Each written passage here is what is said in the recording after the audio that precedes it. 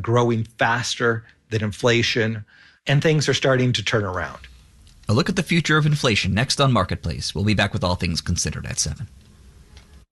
Support for WNYC comes from Paramount Pictures, presenting the new film by director Ridley Scott, Gladiator II, a story of power, rebellion, vengeance, and how Rome treats its heroes. In theaters everywhere. Rated R. If you believe democracy requires a free press, your station is WNYC, 93.9 FM and AM 820, NPR News and the New York Conversation.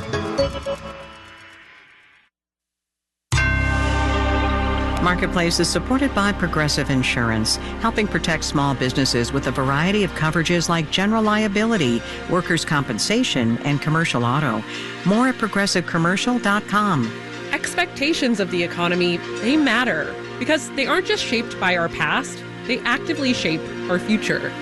From American Public Media, this is Marketplace.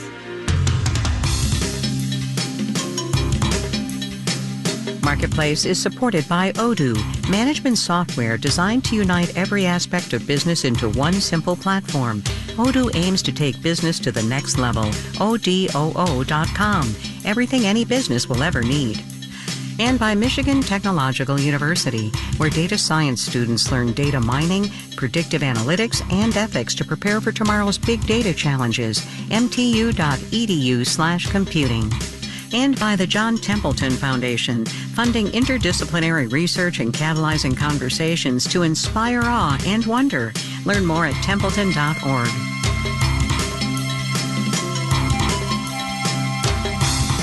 In New York, I'm Kristen Schwab in for Kai Ryssdal. It's Monday, December 9th. Thanks for being here. We are entering what some people at the Bureau of Labor Statistics call Inflation Week. So I'd kind of call every week since like mid-2021 Inflation Week, but maybe that's just me. Anyway, the reason why it's called Inflation Week is because of the amount of inflation-related data that's coming out in the next few days. On Wednesday, we'll get the latest consumer price index. Then on Thursday comes the producer price index, both readings on where inflation has been. Today's reading, though, it is on where people think inflation is going. The New York Fed's survey of consumer expectations says Americans think in a year inflation will be around 3%, and in 3 years it'll be around 2.6%. Both of those numbers are above the Fed's target of 2%, but there might be a silver lining. Marketplace's Stephanie Hughes reports. Consumers' inflation expectations today look very similar to the way they looked before the pandemic. To me, this just seems like it's all a return to normality. Alan Detmeister is an economist for UBS. He says consumers tend to overestimate where inflation will be. They remember more when prices go up than when they go down. That's why they might be predicting that a year out, inflation will hit 3%, even though today it's around 2.6%. But he says if you look at their inflation expectations 3 years from now, consumers are expecting it to slow down. And people are realizing we're now starting to get wage growth that's growing faster than inflation, and things are starting to turn around. Consumers are also more optimistic about the future of the stock market, availability of credit, what they'll earn. Joe Gagnon, a senior fellow at the Peterson Institute, says this is people feeling good about a good economy, which means they don't think as much about the old economy. The longer the economy stays good over time, people will gradually forget that eggs used to cost, much less. Gagnon points out Americans under the age of 50 haven't really lived through an inflationary period like this before, so they're kind of learning what to expect. We do know that after the inflationary 70s, consumers came to accept the new price level and just moved on. It's almost like consumers have to move to the next stage of grief over the loss of those old prices, past denial, anger, all the rest, and eventually landed acceptance. I'm Stephanie Hughes for Marketplace. Wall Street today matched the gloominess of the weather here in New York. We'll have the details when we do the numbers.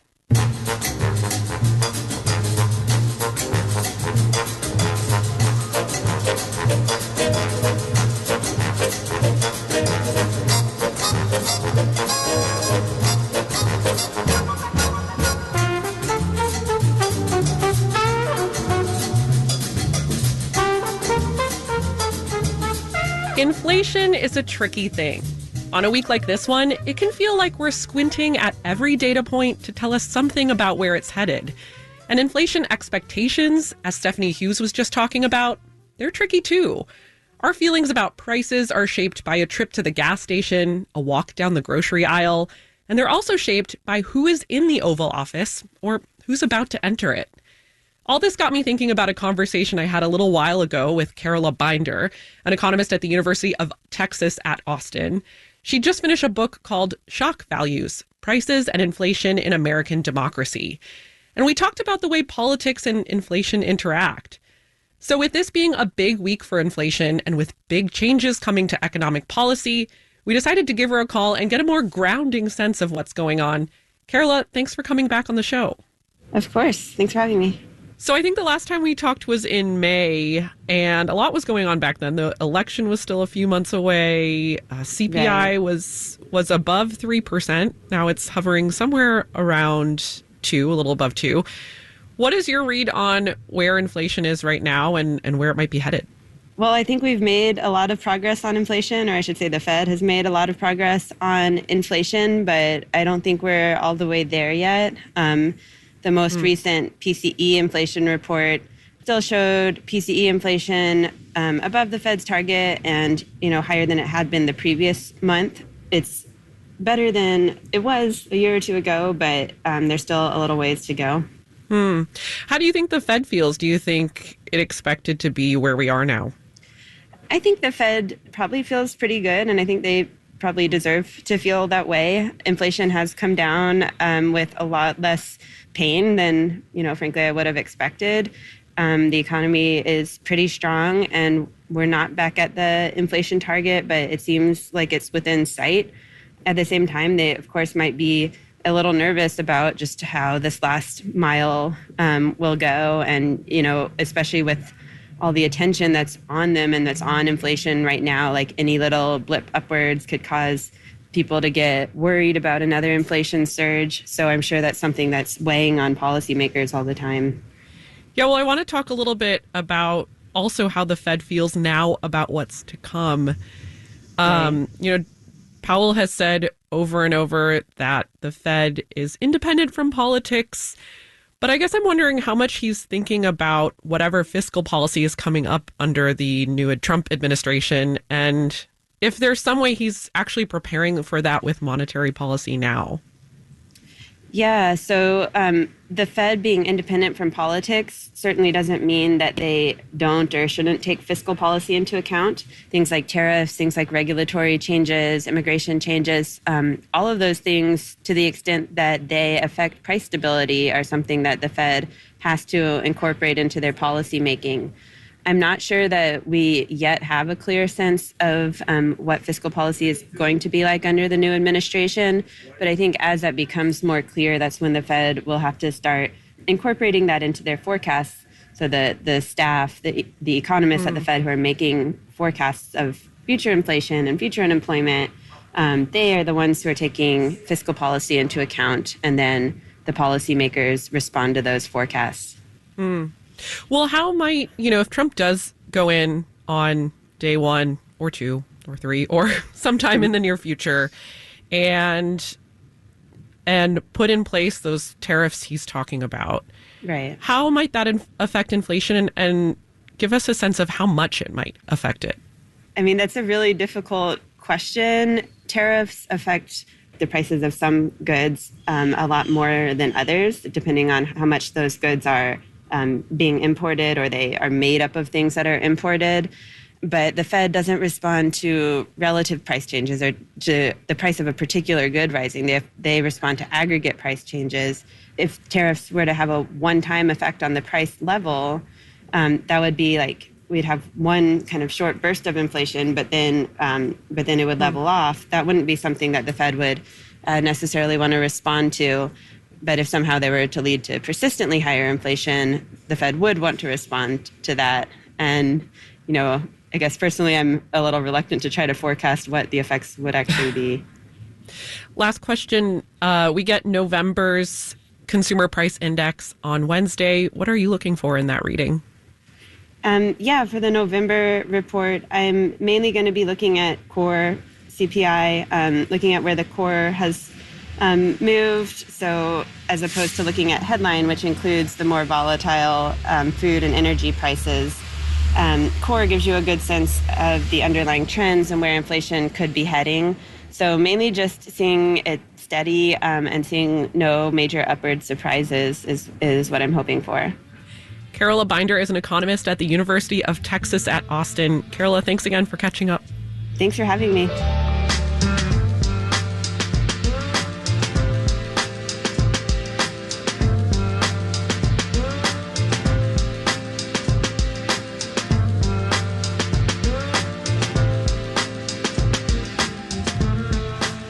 Today has been a big, buzzing day in the world of advertising. Omnicom announced it would be acquiring its rival Interpublic Group. The merger will create the largest ad firm in the world. It comes at a time when marketing is making a huge shift. In its press release, Omnicom says that through the merger, it will be well positioned to grow under the, quote, new era of marketing. What does that mean exactly? Marketplace's Elizabeth Troval takes a closer look. After 25 years in advertising, Northeastern University professor Kuhn Pauls says the constant change keeps him young. Every year we have new technology, we have new platforms that consumers engage with. New platforms that connect people and products, says analyst Jeremy Goldman with eMarketer. You see the search industry, let's just say, it's not quite moving away from Google, but the way in which people discover products has changed in a number of different ways, including social search, AI-based search. So staying ahead of the curve is vital. And that can be an advantage of being a mega firm like Omnicom, says John Sharpton with Mintel Consulting. Often those companies have an opportunity to sort of adopt and trial new technology that maybe smaller firms don't have the ability to do. Whether people work at large or small agencies, Van Graves, who leads Virginia Commonwealth University's advertising program, says it's important this labor force keeps learning. You can't, as an individual, stagnate. And so whether it's upskilling or reskilling in times of change like this, you have to work on you. But he says things like AI and social media are just tools. There's nothing quite like that creative spark that happens human to human. I'm Elizabeth Troval for Marketplace. If you want to learn more about what's driving the economy, check out our Econ 101 course. It walks you through all the fundamentals in a way that's digestible and, dare I say, fun. Learn more and sign up at marketplace.org/econ.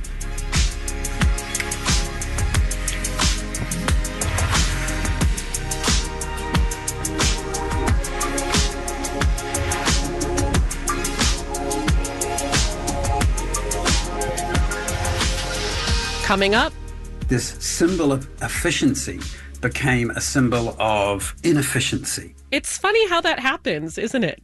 But first, let's do the numbers.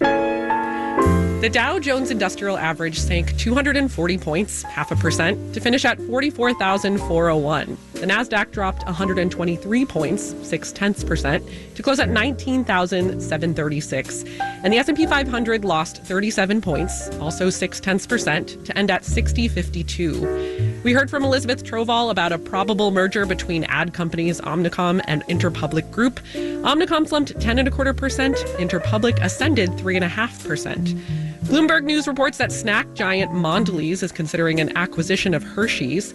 Shares of Hershey's sweetened 10.8%, Mondelez soured 2.25%. Bonds fell. The yield on the 10-year T-note rose to 4.19%. You're listening to Marketplace. Marketplace is supported by JLL, helping clients find, design, occupy, manage, and invest in commercial real estate solutions. JLL.com. JLL, see a brighter way. And by the Peter G. Peterson Foundation, a nonpartisan organization dedicated to raising awareness and accelerating action on America's fiscal challenges to build a brighter economic future for the next generation.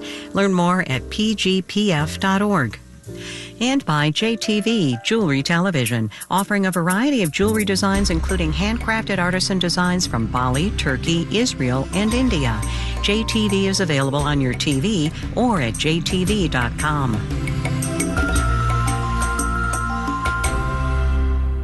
WNYC is supported by IBM. With IBM Watson X, businesses can build a custom AI assistant that can leverage their trusted data and be trained on their workflows. It can be tuned to do just what businesses need. More information at ibm.com/productivity.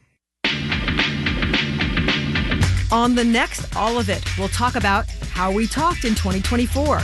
Merriam-Webster's editor-at-large joins us to discuss the word of the year.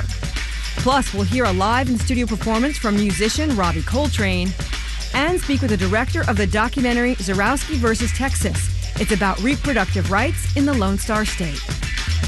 I'm Allison Stewart. Join us for All of It weekdays at noon on WNYC. You're listening to Marketplace on WNYC. In the 7 o'clock hour of All Things Considered, a 26-year-old man who's being described as a strong person of interest in the killing of health insurance CEO Brian Thompson has been taken into custody in central Pennsylvania. That and more at 7.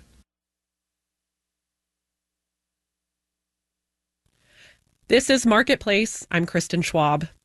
The fate of TikTok is becoming more uncertain. Today, the app's owner, ByteDance, asked a federal court to pause a law that would ban the app in the U.S. That's after a court on Friday upheld an earlier ruling that will shut down the app by January 19th. Regardless of what happens to TikTok, though, social media and the creators on it, they are here to stay. Thing is, the economy of content creation, it's relatively new.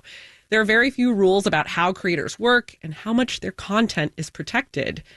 Those are the ideas at the heart of a recent lawsuit between Sydney Nicole Gifford and Alyssa Sheil. They're popular content creators who promote something called the clean girl aesthetic. Think freshly manicured nails and homes full of beige. Mia Sato at The Verge wrote about the lawsuit. Mia, thanks for coming on the show. Thank you so much for inviting me.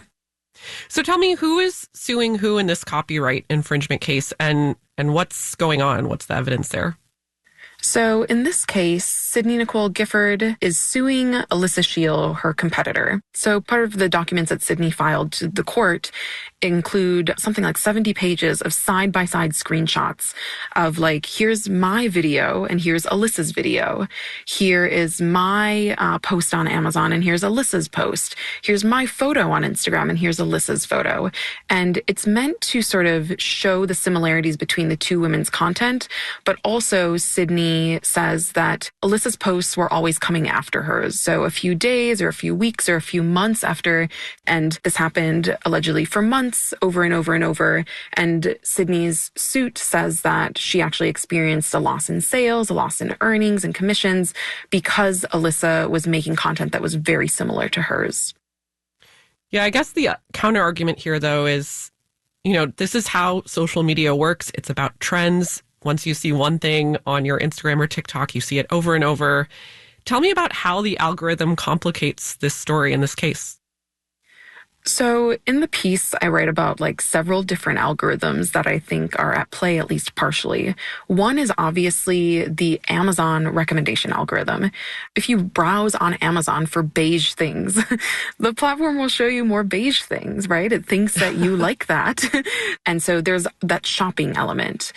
There's also the social media recommendation system where if you, again, watch videos from Amazon influencers that say, here are my 5 favorite fall sweaters, the algorithm will show you more content like that. That is sort of the essence of how platforms like TikTok or Instagram or Facebook work right now. I also want to point out that Amazon has a guiding hand in all of this. Amazon actually suggests to influencers products that they could feature in their videos. So Amazon certainly is not just like a hands-off entity on the sideline. They tell influencers what's trending. So the algorithms, they're working from various angles and all sort of guiding creators towards the type of content that they end up making. Right. Well, this case is really about protecting influencers' work. So how could a ruling change what they do, how they create content, and what we actually see when we open up our phones? So Sydney's lawsuit includes several really interesting and novel claims. For the purposes of this piece, I wanted to drill in on Sydney's claim that Alyssa infringed on her copyright. But in this case, Alyssa never reposted Sydney's content. She just posted images that looked similar. And Sydney's argument is that this is infringing on my copyright. Now, if Sydney is successful in this, it's likely or very possible that there would be a wave of other lawsuits like this where influencers are going after someone else. But I think the takeaway of the story is really that this suit sort of gets at a complaint that a lot of content creators have. It's not rare where content creators sort of, have disputes going back and forth saying, you copied my style or you copied my content or you are mimicking what I'm doing. But there's not really much of a legal avenue.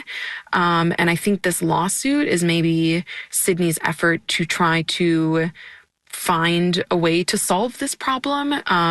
However, it could, significantly expand copyright law. Really interesting story about content creators and that content and what we see on our own social media channels. In The Verge by Mia Sato, a reporter there. Mia, thanks so much for sharing your story. Thank you so much for having me.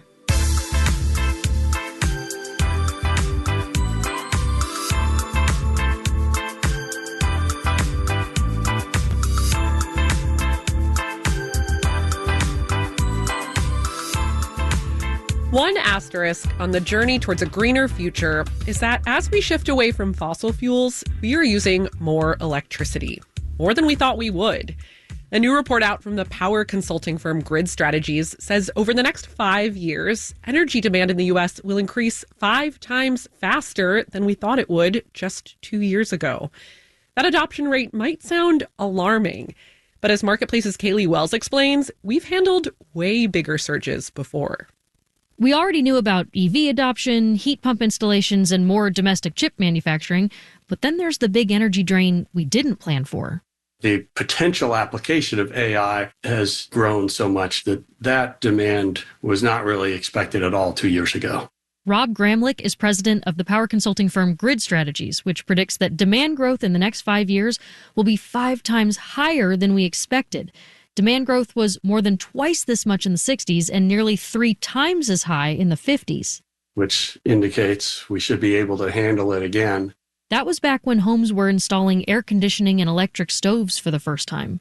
Problem is, higher demand could mean higher reliance on fossil fuels, but it doesn't have to. Michelle Solomon is policy analyst at the think tank Energy Innovation. Utilities aren't proposing to build these new gas plants because they're the only solution that they can build. It's just because it's what they're used to. She says it is still possible to meet demand and meet the U.S.'s clean energy goals. There's not necessarily a reason why adding something like a gas plant is going to be faster than clean energy, for instance. Because gas plants still need to jump through the same siting and supply chain and connection hoops as clean energy plants. Santiago Grijalba isn't worried about generating new electricity as much as getting that power where it needs to go. He teaches electrical and computer engineering at Georgia Tech. It is very difficult to build new transmission lines. It can take more than a decade to get all the permits and all the rights of way and all the planning, etc., to build a new line.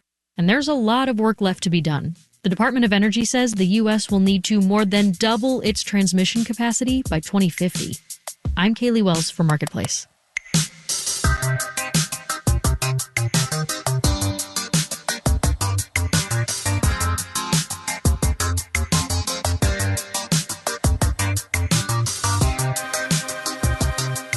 Offices. They look and feel a little different these days. I don't come to the office 5 days a week anymore, though for the record, I am here right now. I don't think I've used my work landline in I don't know how long, and I don't print stuff nearly as often, which is all to say some of the tools we've traditionally used at work, they're just not as relevant anymore. Take the humble filing cabinet and this story on its history.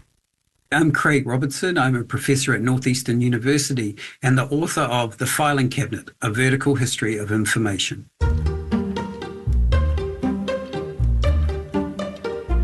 Oddly, when I came to write and research the filing cabinet was around the time I got rid of all the filing cabinets in my life. It wasn't so much a reaction to studying it, it was just the way that technology was developing. I was actually doing another research project, and I found myself at National Archives looking through reels and reels of microfilm. It was a long, arduous struggle until I hit 1906. Suddenly my research could be done so much faster. And I was like, wow, this is crazy. Like what's happened here? The State Department had adopted a numerical filing system. Previous to this, in businesses and government departments, you would bind all your correspondence into a book. Right? So what the filing cabinet allowed you to do was to store loose paper. It was promoted as giving your office an automatic memory. People were surprisingly excited by it. It was seen as this radical change.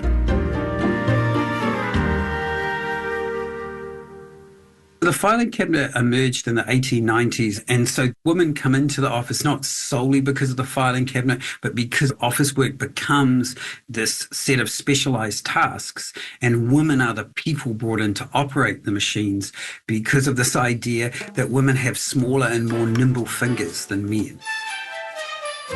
There's no truth to this, right? But their future employers would ask them, do you crochet? Do you knit? Do you play the piano, right? All these things that could, ensure that you have these nimble fingers that will allow you to quickly retrieve a file from a file drawer. By the 1970s and 1980s, this symbol of efficiency became a symbol of inefficiency. The concept of information overload starts to take off. And information overload is usually represented by piles of paper stacked on top of filing cabinets, on the floor in front of filing cabinets, right? So there's just too much paper, and the filing cabinet comes to represent that inefficiency because, it's the place where paper is stored. Information as a history, and the filing cabinet plays an important role in that history, right? Because it allows people to understand information as this discrete unit that exists in the world that can be at your fingertips. And so that obviously still lingers on today, even if people don't quite understand the history of the file or appreciate how the tab is linked to a file that was linked to a filing cabinet. We just leave our browser tabs open.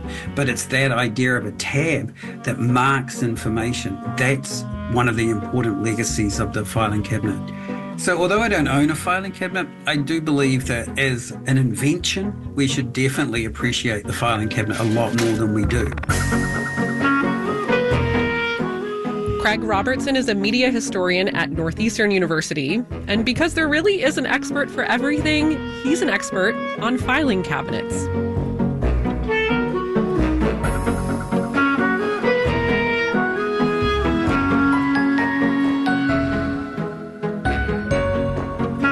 Marketplace is supported by Bitwarden Password Manager, with a reminder that while holiday shopping season can be stressful, Bitwarden can help bring peace of mind by offering secure logins and autofill for checkout.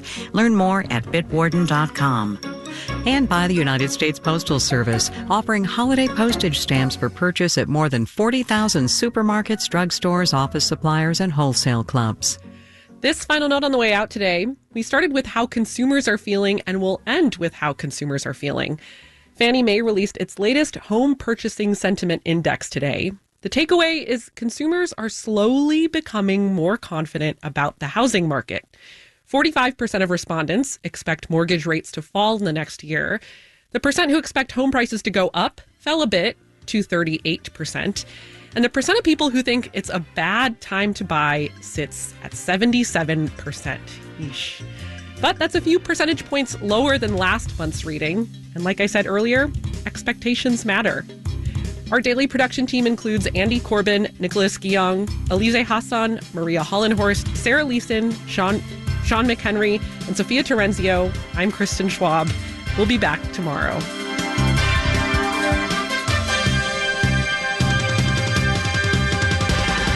This is APM.